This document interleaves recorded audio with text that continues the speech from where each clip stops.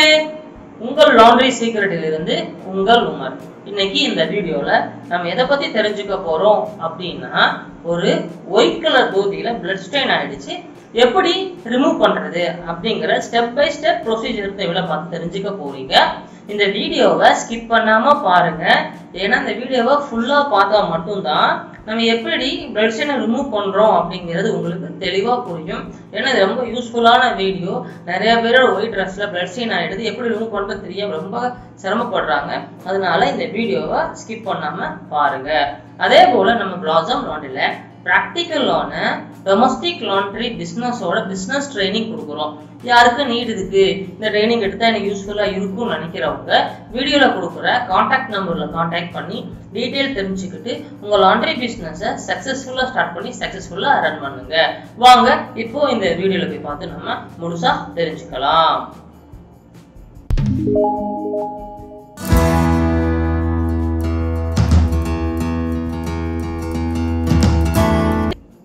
இப்போ இந்த வீடியோல ஒரு ஒயிட் தோத்திய பிளட் ஸ்டெயின் ரிமூவ் பண்ண போறோம்.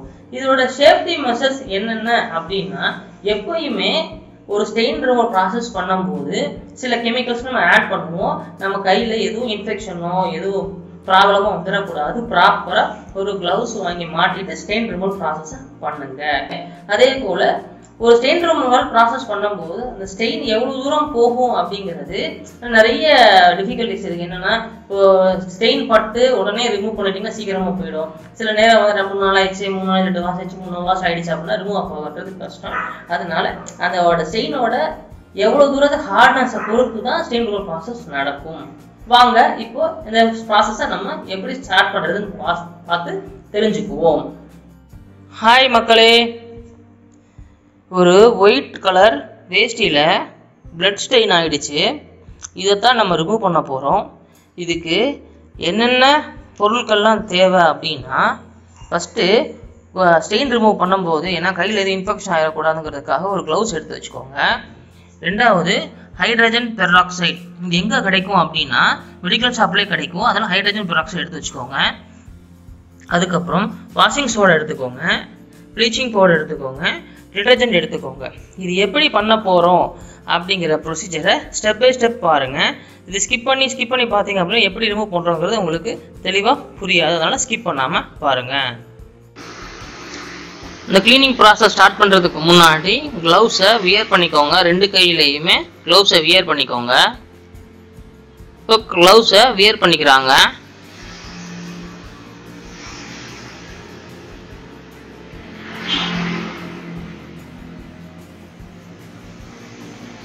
க்ளவுஸை வியர் பண்ணியாச்சு. இந்த பாருங்க எவ்வளோ வந்து பிளட் ஸ்டெயின் ஆகிருக்குன்னு பாருங்க.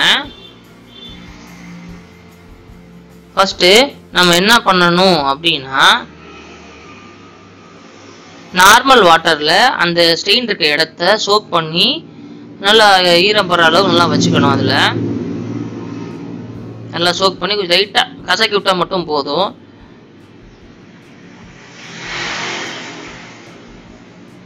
பிழிஞ்சிட்டு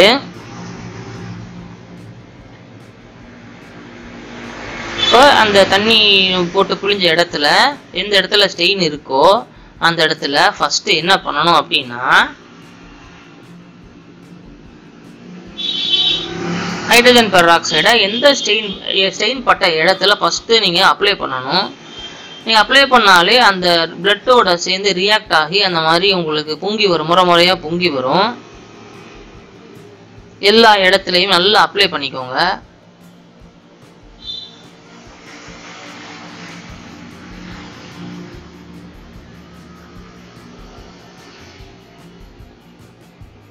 நல்லா எங்கெங்கெல்லாம் பிளட் இருக்கோ அங்கே வந்து அப்ளை பண்ணிக்கோங்க.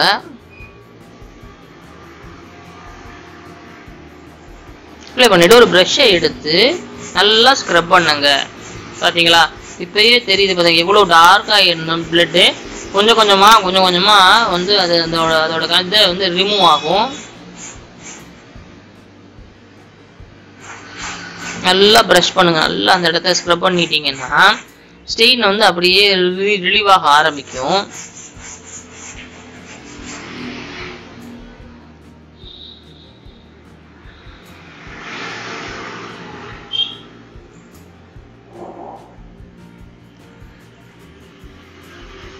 கொஞ்சம் நேரம் ஊறட்டும். ஏன்னா ஊறனா இன்னும் கொஞ்சமும் ஸ்டெயின் போகிறதுக்கு வாய்ப்புகள் இருக்கு. கொஞ்ச நேரம் ஊற வச்சுட்டு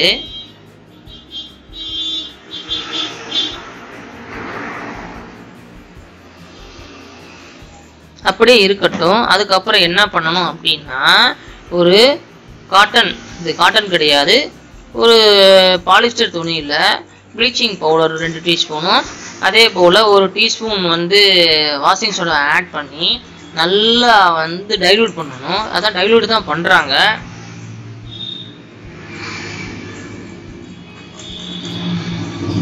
வாஷிங் சோடாவை ஆட் பண்ணுறாங்க. இன்னும் கொஞ்சம் பத்தாதனால வாஷிங் சோடாவை கொஞ்சம் ஆட் பண்ணிக்கோங்க.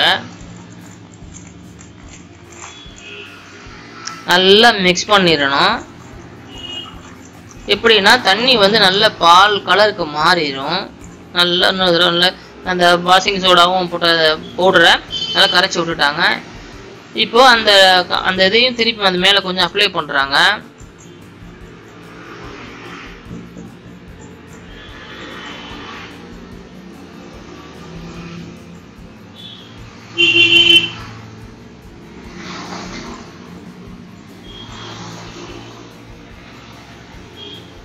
நல்லா அப்ளை பண்ணி முடிச்சதுக்கப்புறம்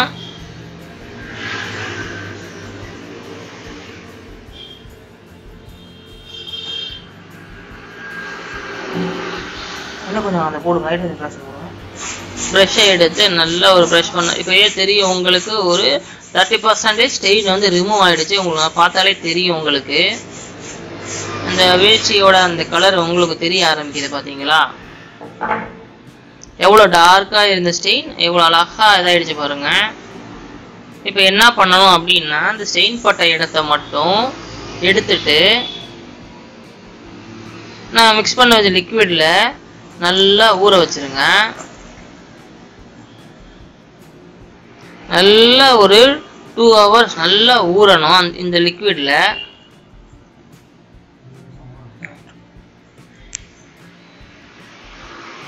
கொஞ்ச நேரம் நல்லா ஊறிடுச்சு. ஊறினதுக்கப்புறமும் திருப்பி இதே ப்ராசஸை நீங்கள் ரிப்பீட் பண்ணுங்கள். ஒரு 2 தடவை ஒரு 3 தடவை இதே மாதிரியே பண்ணிகிட்டே இருந்தாலே போதும். கொஞ்சம் கொஞ்சமாக ரிமூவ் ஆக ஆரம்பிக்கும். உங்களுக்கு பார்த்தாலே தெரியும் இந்த இடத்துல எவ்வளோ ஸ்டெயின் இருந்துச்சு. திருப்பி கொஞ்சம் ஹைட்ரஜன் பெராக்சைடு அப்ளை பண்ணிவிட்டு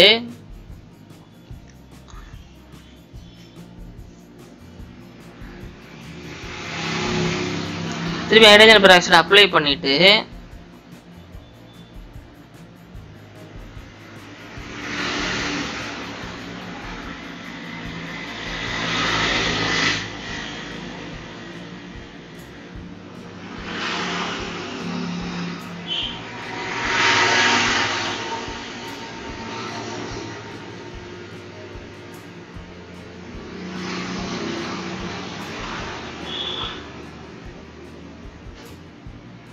கையிலே நல்லா ஒரு கசக்கினீங்கனாலே ஒரு 60% ஸ்டெயின் உங்களுக்கு ரிமூவ் ஆகிருக்கும். பார்த்தாலே தெரியும். இங்கே பாருங்கள் எப்படி இருந்த ஸ்டெயின் எப்படி ஆயிருக்குன்னு. இதே மாதிரியே ஒரு 2 to 3 டைம்ஸ் இதே பார்த்தீங்கன்னா தெரியும் உங்களுக்கு எவ்வளோ டார்க்காக இருந்த பிளட் ஸ்டெயின் எவ்வளோ தூரத்துக்கு உங்களுக்கு ரிமூவ் ஆகிருக்கு நல்லாவே தெரியும்.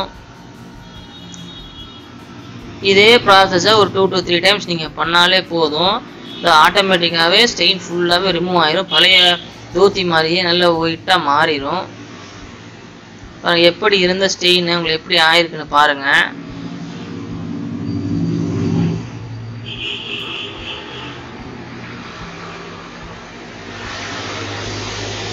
எவ்வளவு டார்க்காக இருந்த ஸ்டெயின் கொஞ்சம் கொஞ்சமாக ரிமூவ் ஆகி 60% ரிமூவ் ஆகிடுச்சு.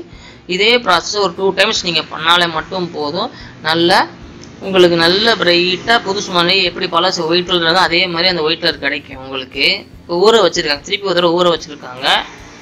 ஊற வச்சு அதே ப்ராசஸ் திருப்பி பண்ணி முடிச்சிருவாங்க. பண்ணி முடிச்சதுக்கப்புறம் பாருங்கள் ஸ்டெயின் எந்த அளவுக்கு போயிருக்குன்னு. இதே மாதிரி ப்ராசஸை நீங்கள் ப்ராப்பராக செஞ்சால் மட்டும் போதும். ஒயிட் கலர் தோத்தியை பிளட் ஸ்டெயினை ஈஸியாக ரூம் பண்ணி எடுத்துக்கலாம். இந்த வீடியோ உங்களுக்கு யூஸ்ஃபுல்லாக இருந்துச்சு அப்படின்னா உங்கள் ஃப்ரெண்ட்ஸுக்கு ஷேர் பண்ணி விடுங்க. யார் யாரெல்லாம் இந்த ஸ்டெயின் ரிமூவ் பண்ணணும்னு நினைக்கிறவங்களுக்கு இந்த வீடியோ ஷேர் பண்ணி விடுங்க. அதே போல் நம்ம லாண்ட்ரி சீக்ரெட் சேனலை சப்ஸ்கிரைப் பண்ணி வச்சுக்கோங்க.